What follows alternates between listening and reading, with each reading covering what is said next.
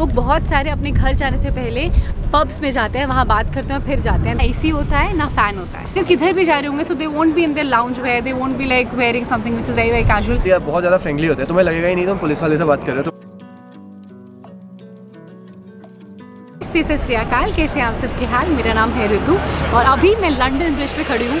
और जब आप लंदन मूव करते हो तो बहुत सारी चीज़ें आपको बड़ी अलग सी लगती है। हम लोग यूएस से मूव होके यहाँ पे आए थे, बट हमें भी बहुत सारी चीज़ें बड़ी अलग लगी थी। तो कल्चरल डिफरेंस होता है जब आप किसी भी कंट्री से किसी और कंट्री में आते हो। अगर आप इंडिया में पले बड़े हो, जब आप लंदन पहली बार आओगे तो आपको बहुत सारी चीज़ें एकदम ही अलग लगेंगी कि चल क्या रहा है। तो वो आपको कल्चरल शॉक्स ना लगे तो ये वीडियो आप देखना। I am very very hopeful कि जब आप ये वीडियो देखो तो आपको बहुत अच्छा लगे। Let's roll. व्लॉग में हमारे साथ है प्रशांत। हेलो। हम लोग पहले सोच रहे थे कैमरा कहाँ रखें, हम लोग सोच रहे थे यहाँ रखें, बट गिरेगा तो फ़ोन मतलब कैमरा टूट जाएगा। उधर रखेंगे तो पानी में डूब जाएगा, तो हमें लगा नहीं हाथ में पकड़ते हैं, इतना रिस्क नहीं ले सकते हम। अच्छा, तो फर्स्ट कल्चरल शॉक जो मुझे लगा था after coming to London, that is London is very very culturally diverse. मतलब जब इंडिया से आते हो तो आपको लगता है कि मतलब नहीं होंगे इतने इंडियंस, बट यहाँ बहुत सारे इंडियंस हैं। यहाँ पे गुजराती पॉपुलेशन, यहाँ पे पंजाबी पॉपुलेशन बहुत ज़्यादा है। यहाँ इंडियन खाना बड़े आराम से मिल जाता है। और कल्चरली आई थिंक यहाँ पे बहुत डाइवर्स इन टर्म्स ऑफ बहुत सारी कंट्री के कल्चर्स हैं। मतलब सारे यूरोप से लोग आते हैं और सबका कल्चर अलग अलग होता है। जैसे इंडिया में अलग अलग होता है, प्लस मिडिल ईस्ट से काफ़ी लोग आते हैं। इंडिया, पाकिस्तान, बांग्लादेश से लोग आते हैं। एशिया में चाइना, कोरिया वगैरह से लोग आते हैं। तो हर जगह के लोग लंदन में होते हैं स्पेशली। और इंडियन पॉपुलेशन यहाँ पे बहुत सारी है। हाँ। इसकी वजह से इंडियन सामान, इंडियन सब कुछ आराम से बड़ी आसानी से मिलता है। मतलब अगर आप नॉर्मल स्टोर पे भी जाओगे और वहाँ चीज़ें खरीदने के बारे में सोचोगे तो वहाँ पे इंडियन मतलब वर्ल्ड सेक्शन में इंडियन सेक्शन बहुत ही बड़ा होता है। तो आपको दाल चावल ये सब बहुत आसानी से मिलता चिकन है। का मसाला यहाँ की नेशनल डिश है यार। What more do you expect? और कल्चर डिफरेंस जब आप लंदन आओगे कि यहाँ पे फैंस और एसीज नहीं होते हैं। अभी बस हीट वेव चली थी थोड़े दिन पहले, तब बड़ी दिक्कत हो गई थी। तो यहाँ पे जो temperature of course with global warming change हो रहा है, बट पहले यहाँ पे घरों में कोई भी सीलिंग फ़ैन नहीं होता। अब क्योंकि गर्मी हो रही है तो लोग ऐसे मतलब वो टेबल फैंस ले रहे हैं, बट अदरवाइज लंदन में यूजुअली किसी भी घर में बड़ी मुश्किल से जो पुराने मिलते हैं ना एसी होता है ना फ़ैन होता है। पर कल्चर डिफरेंस है, जो आप लंदन आओगे तो आपको लगेगा that is pub culture, right. यहाँ पे मतलब हर जगह जगह हर गली नुक्कड़ पे, जैसे अपने यहाँ चाय की दुकान टपरी होती है, यहाँ पे पब होता है। चाय वाले भैया, यहाँ पब वाले भैया। तो मतलब यहाँ पे लोगों का बहुत ज़्यादा ड्रिंक करते हैं। इवन मतलब यूएस में भी देयर वर पब्स, बार्स वगैरह, बट यहाँ पे बहुत सारे पब्स होते हैं। कुछ ऐसी जगह होते हैं यहाँ पे सिर्फ ड्रिंक्स मिलता है, खाना भी नहीं मिलता, मतलब जस्ट ड्रिंकिंग। और ऐसा भी तो होता है ना कि लोग यहाँ पे जैसे हमारे यहाँ चाय पे बैठते हैं, यहाँ पे ड्रिंक पे बैठते हैं, लोग बियर पे बैठते हैं। तो लोग बहुत सारे अपने घर जाने से पहले पब्स में जाते हैं, वहाँ बात करते हैं, फिर जाते हैं। That is the culture. यहाँ पे स्ट्रीट में ड्रिंकिंग काफ़ी जगह अलाउड है पब्लिक प्लेस में, जो कि इवन यूएस में भी नहीं था। कि यूएस में बहुत कम पब्लिक प्लेसेस होती थी, यहाँ पे तुम ड्रिंक कर सकते थे। यहाँ पे बहुत जगह अलाउड होता है। तो you can find people drinking outside. हाँ, एक चीज़ जो मुझे लंदन की बहुत सही लगी वो है इनका public transport. That I was very culturally shock, क्योंकि मुझे नहीं लगा था कि इतना अच्छा होगा। तो मतलब जैसे ये देख रहे हो, यहाँ पे ऐसे फेरीज होती हैं, ऊबर बोट्स होती हैं, बसेस हैं, ट्रेन्स हैं, ट्रैम्स हैं, साइकिल है। Cycle is a public transport. Cycle is a public transport. यहाँ पे पब्लिकली हायर करने के लिए साइकिल्स मिलती है, क्योंकि तुम हायर करके दूसरी जगह छोड़ के जा सकते हो। और बहुत सारे लोग यूज़ करते हैं साइकिल्स को, और मतलब सेफ है।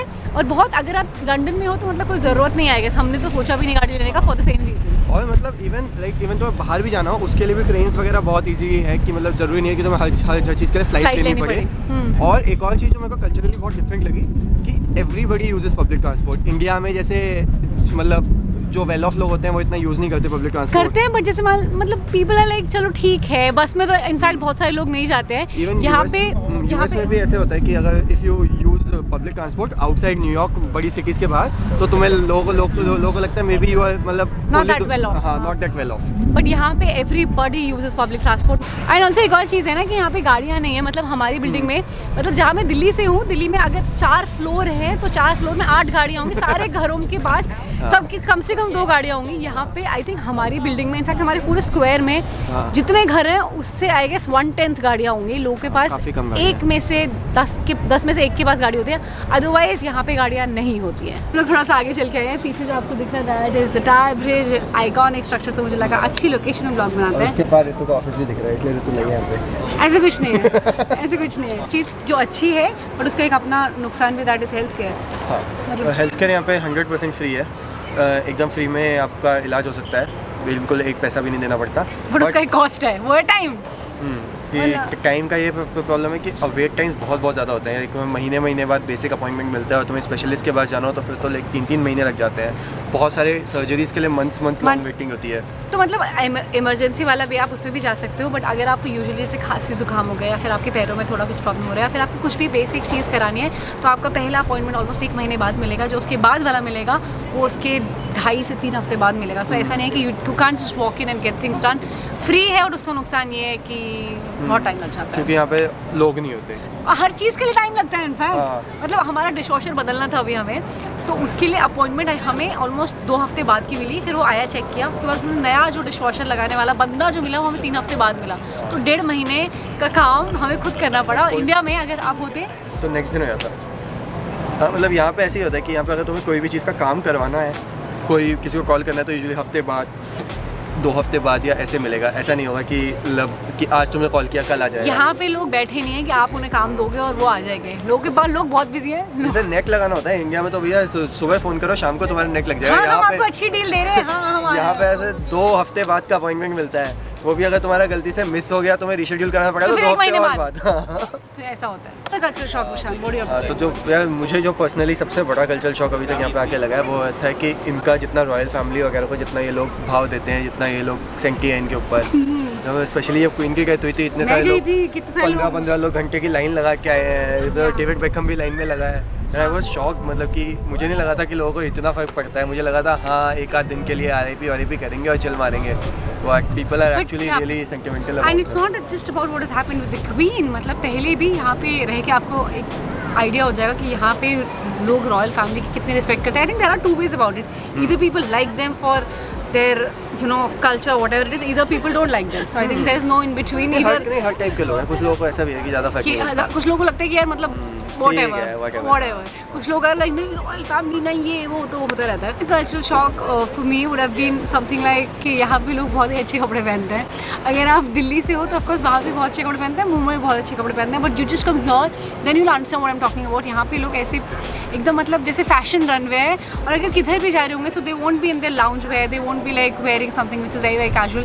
People are formally dressed, number 1, and dressed very very well. मतलब पता नहीं लगता कि भाई साहब क्या हो रहा है यहाँ पे। मतलब जब मैं नई आई थी मैं लोगों को देखते रहती हूँ कि क्या हो रहा है, कितना सच धज के जा रहे हैं। मतलब बीट समर्स बीट विंटर्स, यहाँ के लोगों का फैशन गेम एकदम ऑन पॉइंट है कि लोग आपस में एक दूसरे से बात नहीं करते। अगर आप इंडिया से तो आपको पता है कि वहाँ पे सबको सबके बारे में सब पता होता है। आंटी को सब पता होता है कौन कितने बजे आ रहा है, कौन कितने बजे जा रहा है, किसके साथ जा रहा है, सबको सब पता होता है। यहाँ पे किसी को किसी से कोई मतलब नहीं है, तो people don't talk that much. But in general also I think US में फिर भी लोग ट्रेन्स वगैरह में बात कर लेते थे। You can talk to like 15-20 minute randomly किसी से फर्स्ट टाइम मिले हो। यहाँ पे तो लाइक ट्रेन में कोई कुछ बात ही नहीं करता। यहाँ पे सब लोग ऐसे फोन पे रखते रहते हैं और नीचे दो देखते रहते हैं। People just don't talk that much. In fact हमारी बिल्डिंग में आई थिंक हम किसी से बात नहीं करते। एक आध से हाय हेलो, अदरवाइज हमें पता भी नहीं कौन रहता है क्या करता है पूरी बिल्डिंग में। इनफैक्ट पूरे ब्लॉक में भी किसी को किसी से कोई मतलब नहीं है। मैंने नोटिस करी यहाँ पे पुलिस जो है ना, पुलिस वालों के पास गन्स नहीं होती, और मतलब ऐसे वो स्टिक्स वगैरह लेके घूमते हैं, गन्स वन्स होती नहीं है। और इवन वो जो उनका जिनसे उनसे इंटरैक्ट करो तो बहुत ज़्यादा फ्रेंडली होते हैं। तुम्हें लगेगा ही नहीं तुम पुलिस वाले से बात कर रहे हो, तुम्हें लगेगा कि ऐसी कोई किसी स्ट्रेंजर से बात कर रहे हो, ऐसे नॉर्मल ऐसे धौस वौस नहीं जमाते कि मतलब भाई हम पुलिस वाले हैं, वेरी फ्रेंडली वेरी हेल्पफुल।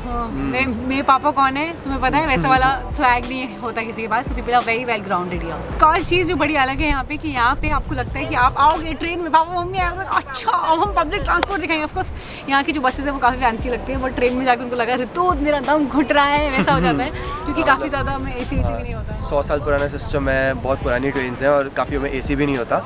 और इवन देयर काफ़ी सारी बिल्डिंग्स भी यहाँ पे काफ़ी पुरानी है, तो मतलब कुछ तो वेल मेंटेन्ड है जैसे जो मॉन्यूमेंट्स वगैरह हैं, बट कुछ लोगों के घर मतलब एक्चुअली घर वाली बिल्डिंग्स होती है वो काफ़ी पुरानी होती है और मतलब वो तो दिख जाता है। इनफैक्ट ट्रेन्स भी ना मतलब कभी कभी जैसे मैं जाती हूँ ना तो मतलब इतनी तेज़ आवाज़ आती है बीच में, क्योंकि वो ट्रेन में हमेशा आते थे वो वाला पॉइंट पे। कुछ जगह ट्रेन फास्ट चलती हैं और वो बहुत ही ज़्यादा शोर मचता है उसमें। और इनफैक्ट मतलब अभी ठीक है गर्मियों में कभी कभी बहुत ही ज़्यादा गर्मी हो जाती है। अगर आप सुबह जाओगे बहुत सारे लोग होते हैं और AC नहीं चल रहा होगा तो फिर ऐसा मतलब लगता है कि ये लंदन है क्या, क्योंकि दिल्ली में तो है, दिल्ली मेट्रो में मस्त मक्खन AC है, सब कुछ सही है। सो वो एक थोड़ा सा पॉइंट है। चीज़ जो मुझे बड़ी अलग लगी यहाँ पे कि यहाँ के घर बहुत अलग होते हैं। ऑफकोर्स आप लंदन आओगे चीज़ें महंगी होंगी, बट यहाँ के जो रेंट है बहुत ज़्यादा एक्सपेंसिव है और उस हिसाब से घर का साइज़ बहुत छोटा है। मतलब घर छोटे, रेंट ज़्यादा।